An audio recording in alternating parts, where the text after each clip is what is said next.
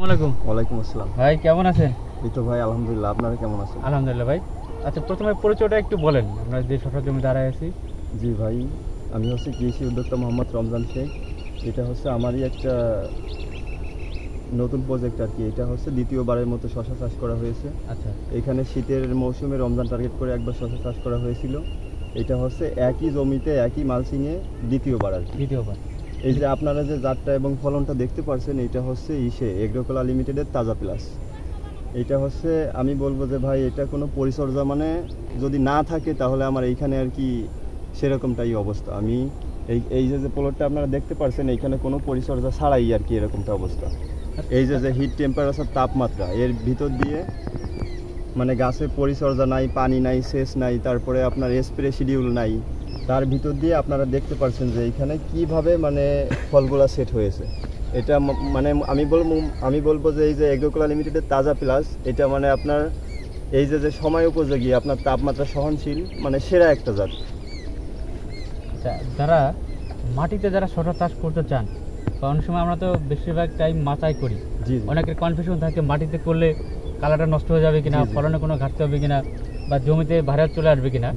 তাদের উদ্দেশ্যে বলবো যে এগ্রিকোলা লিমিটেডের তাজা প্লাস শশা, এটা কিন্তু আসলে ফুল মাটিতে করা, এবং যেভাবে ফলের ধরন এবং যে ফলের যে কালার এবং গাছের যে সার্বিক অবস্থা সব মিলিয়ে বলবো যে মাচার থেকে কোনো অংশে কম নয়, এবং 100-তে 100। জি জি, আমার মনে হয় আপনার এটা কি 1-2বার হারভেস্ট করছেন? আজকে প্রথম হারভেস্ট করবেন। জি। আজ থেকে কতদিন আগে লাগিয়েছেন? কমপক্ষে 30 থেকে 35 দিন। এটা হচ্ছে প্রায় 35 দিন আগে আমার বীজ লাগাই। আচ্ছা, এই 35 দিনের ভিতরে তো নিম্ন আপনি অনেকবার বৈরী আবহাওয়ার সম্মুখীন আপনি হয়েছেন। অনেক সময় দেখা যাচ্ছে 42-43 ডিগ্রি সেলসিয়াস তাপমাত্রাও আপনাকে মানে এই গাছগুলোর সার্ভাইভাল করে আসছে। তার মানে এটা কিন্তু বলা যায় যে 42-43-44 ডিগ্রি সেলসিয়াস তাপমাত্রা এর মধ্যে দিয়ে কিন্তু গাছগুলোর আজকের অবস্থান, এবং আজকে আমরা আমাদের চোখে যে দৃশ্যমান ফলন আমরা দেখতে পাচ্ছি। তা আপনি এই ভিডিওটা যদি অন্য এলাকার কৃষক যারা মাটিতে চাষ করতে চায় বা করার আগ্রহ আছে, তাদের উদ্দেশ্যে কি আপনি কিছু বলবেন? জি ভাই, আমি বলবো যে এই যে আপনার যে এই যে বর্ষা এবং হিট টেম্পারেচার এগুলা মেনটেন করে আপনারা যদি দেখা যাচ্ছে যে আপনারা একটু ঝুঁকিপূর্ণ দ্বিধার ভিতরে থাকেন যে কোন শশাটা ভালো হবে বা কোন শশাটা এই সময় চাষ করব, যারা এমন মানে একটা দোটানার ভিতরে আছেন, আমি তাদের জন্য সাজেস্ট করবো যে আপনারা মাটিতে এবং মাচায় দুইভাবেই করতে পারেন এই যে এগ্রোকলা লিমিটেডের তাজা প্লাস।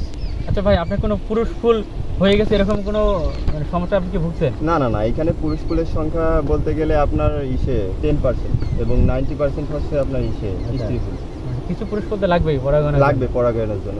সর্ব মিলিয়ে আপনি হ্যাপি তো? জি ভাই, আলহামদুলিল্লাহ, সব কিছু মিলাই, কারণ এরকমটা ফলন এইখান থেকে মাটি থেকে আমি আশা করি নাই। আচ্ছা, আমরা চাই আপনার মানে কৃষির উন্নয়ন ওই এগ্রোকলা লিমিটেড ব্যাপক ভূমিকা পালন করবে। আমরা চাই আমাদের এই ধারা অব্যাহত রাখতে, মানে আপনাদের পাশে নিয়েই আমরা আগামী একটা প্রজন্ম শুরু করতে চাই।